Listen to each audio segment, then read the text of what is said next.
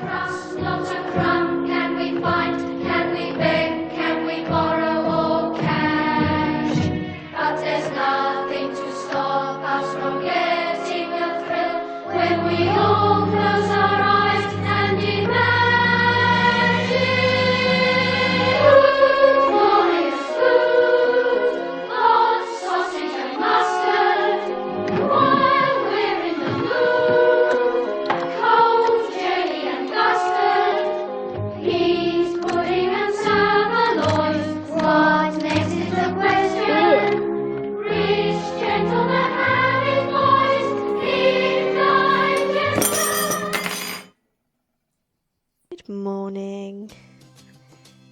That describes my morning quite well. But here we have some Cocoa Pops with chocolate oat milk. I highly recommend. It's very creamy, very delicious. And a cheeky little orange there as well.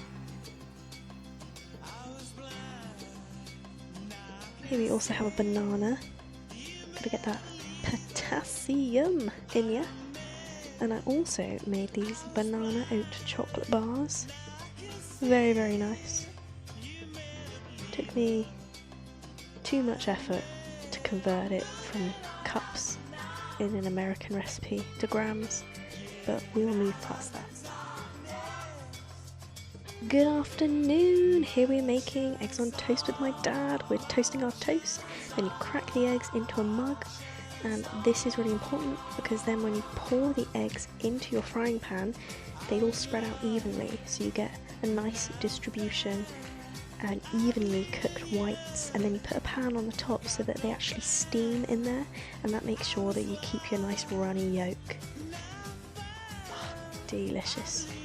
Now I'm having mine in a sandwich, so my toast is folded in half. Now haters are going to hate me on this, but I personally like a bit of ketchup in my sandwich, and I know that's controversial, so I'm really sorry, but it tastes good.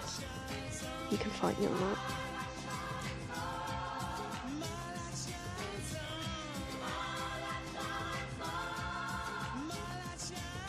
Slam dunk. Top bread goes on. Squid it down. There's your egg sarnie. Lovely. And here's my afternoon snack. Some lemon yogurt and Cheerios there. Good evening, here's some bolognese for you. It's plant-based. We are grilling our veg. We've got some onion, garlic and peppers there. We grill it so it gets a nice char grill flavour. We've got some Plant Pioneers and Moving Mountains plant-based meat. There's some Italian herb mixture. Some dolmio, some salt, some pepper. And then I boiled some water. I put my spaghetti in. I put the boiled water into the pot. But I did not have enough, so I had to boil another kettle.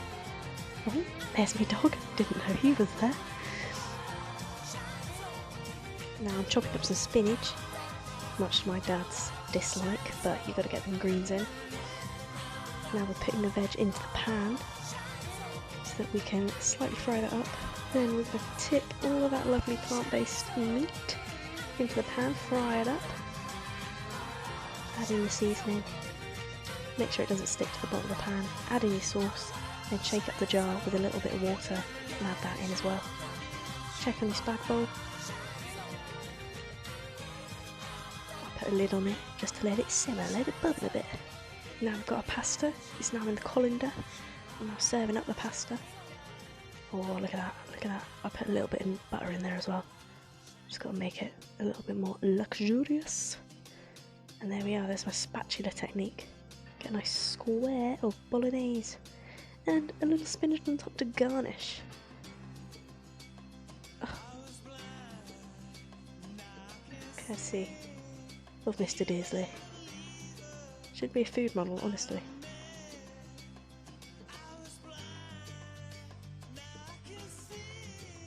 Welcome to my midnight snack. Oh, you're looking rough there, love. So on the menu tonight we have a buttermilk pancake, and what we're going to go for on top? we're going to go for some chalky spread. I'm just going to take a nice dollop at that chalk spread and plonk it onto the pancake there. Delicious. Delicious. I highly recommend this meal after a few glasses of wine.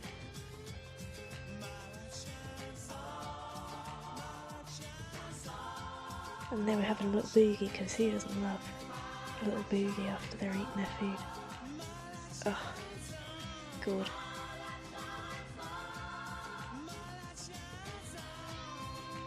I would rate this meal a solid 7.5 out of 10. It's got the seal of approval from Drunk Me, so can't really ask for much more.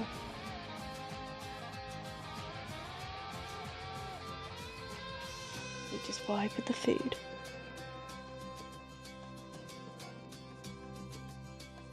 And here's me eating a crumpet at 4 AM.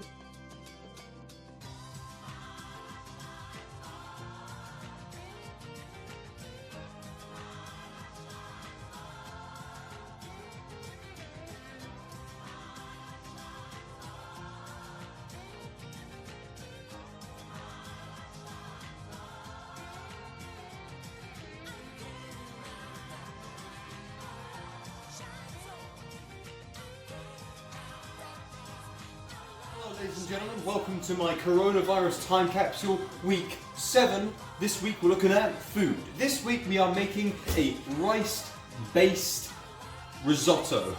Here we have the rice, we have the onions, we've got the garlic, we've got the rosé, we've got the stock, we've got the prawns, we've got the cheese, we've got the butter. Let's do this. Okay, so we've chopped up all the onions and we're putting them in there to cook. At the same time we've got the stock in there. That's going along nicely, and at the same time over there we are defrosting all the prawns, cutting them in half because they're quite big. Easy there. Jesus. Okay, so now that the onions are ready and then we've added the garlic, we're going to add the rice. Now, basically we want the pan to be hot because we sort of want to zap the rice to get rid of some of that chalkiness. So basically one handful equals about a portion, so we're going to do about 6.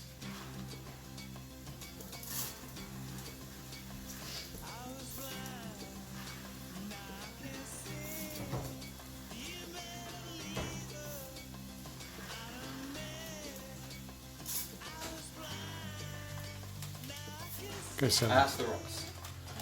Go 7. Go 7. Go 7. 7. Thanks to my producer there. Okay, next up we're going to want to add some of the white wine. Next up we're going to want to add some of the white wine. This is to help remove some of the chalkiness from the rice. That's what we're going to do. We'll plug here. And then we're going to want to do another one.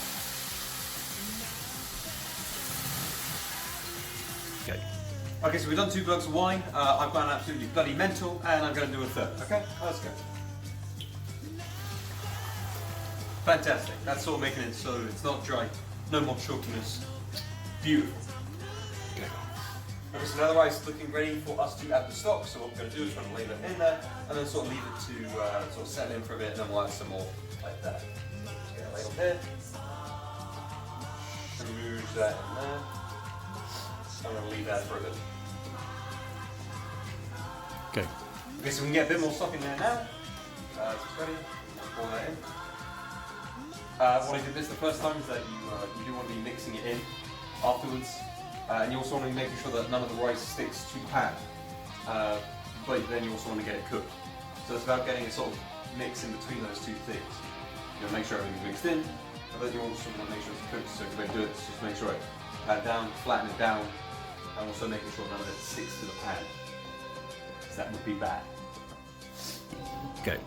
Okay, so now the rice is ready, we're going to add the prawns. So we're just going to, it's not really an exact science, so we're just going to scoop these in, drop them in like that. And then after that, I will mix them all in.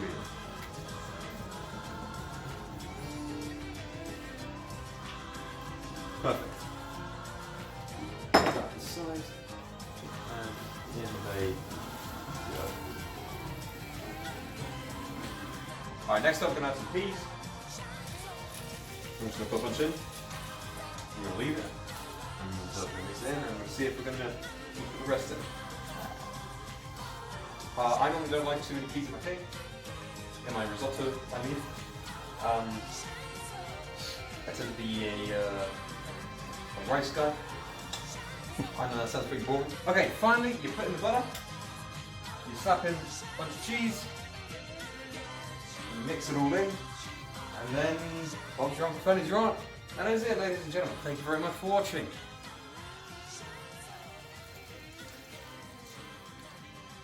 So week 7 of the coronavirus time capsule, and this week is food.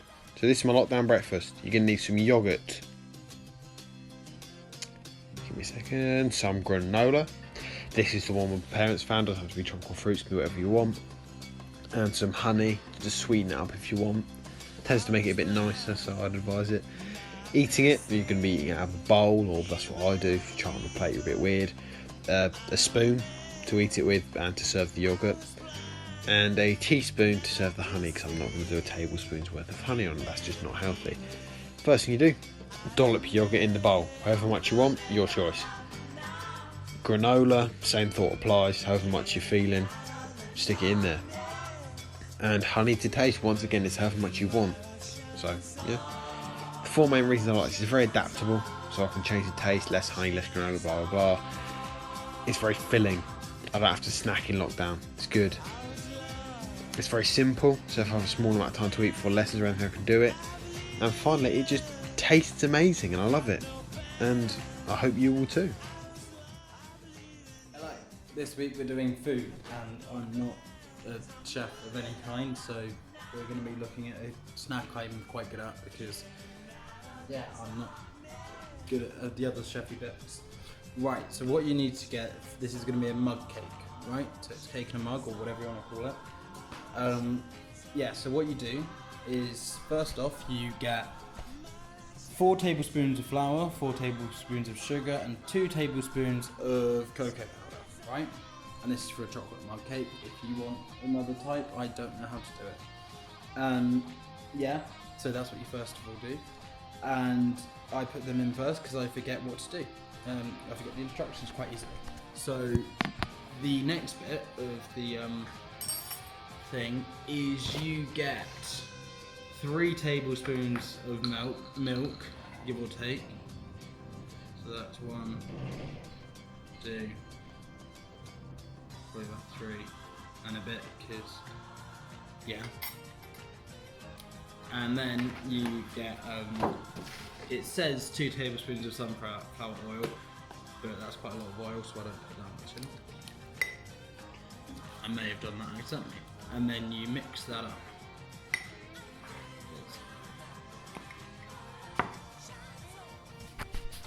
Don't really know how to show you this, you mix it. So yeah. And then I'll get back to you.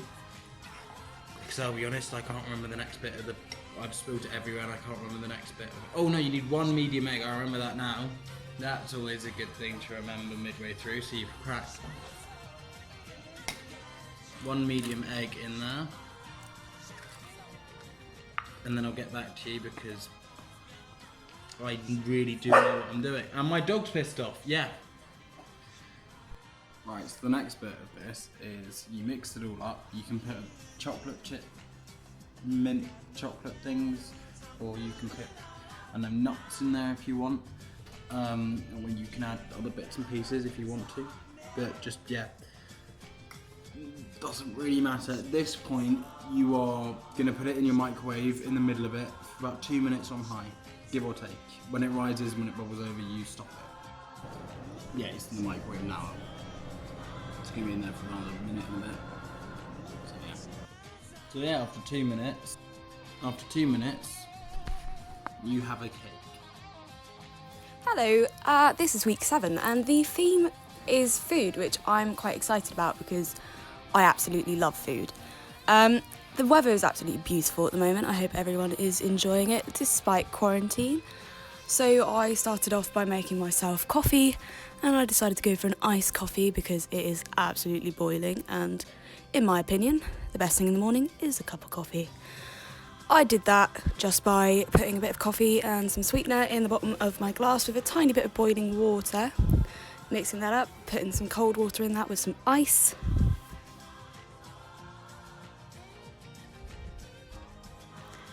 As you can see, I'm struggling to get it out of the ice bag, and I nearly drop it at several points.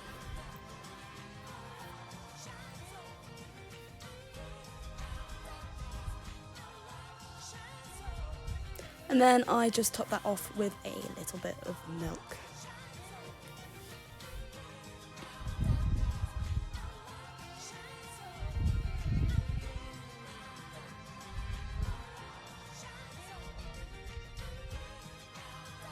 Today I'm going to be making bruschetta, which is an Italian dish, and it's one of my absolute favourites.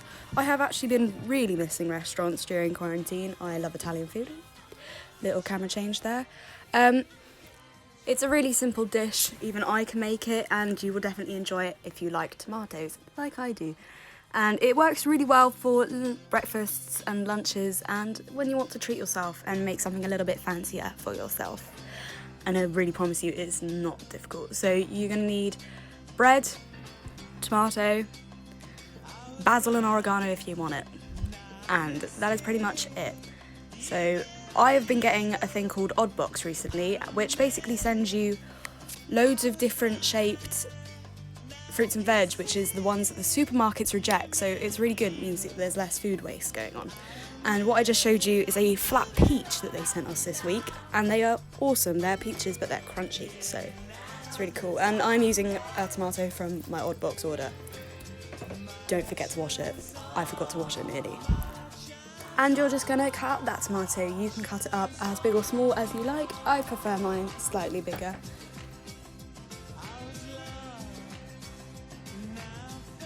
So yeah, just cut that up, and then you're gonna wanna put it all in a bowl.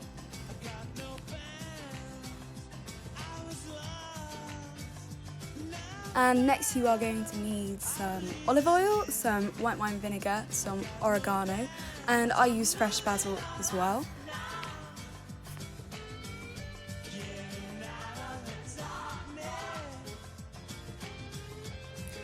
I put like one kind of swirl of olive oil in and 1 capful of white wine vinegar.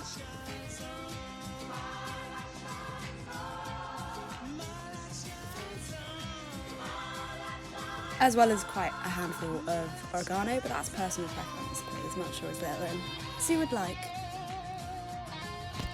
And then I'm taking some fresh basil and I'm cutting that up into little pieces, and I'm also mixing that in.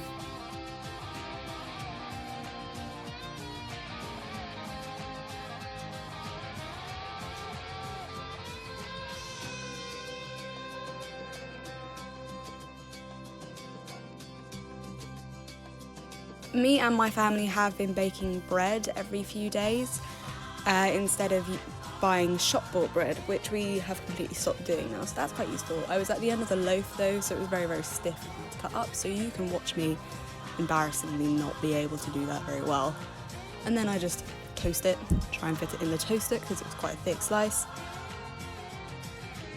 Once that's all toasted, I cut it in half and I pour on the tomato mix. I put all the juice in because I like it when it soaks through the bread, but that is of course also personal preference. And it's just a really nice meal, and it's very, very simple but very, very tasty, and it's something that I've rediscovered during quarantine. I hope everybody else has had a really lovely week. I've had a really nice week and I've been enjoying the sun. Stay well.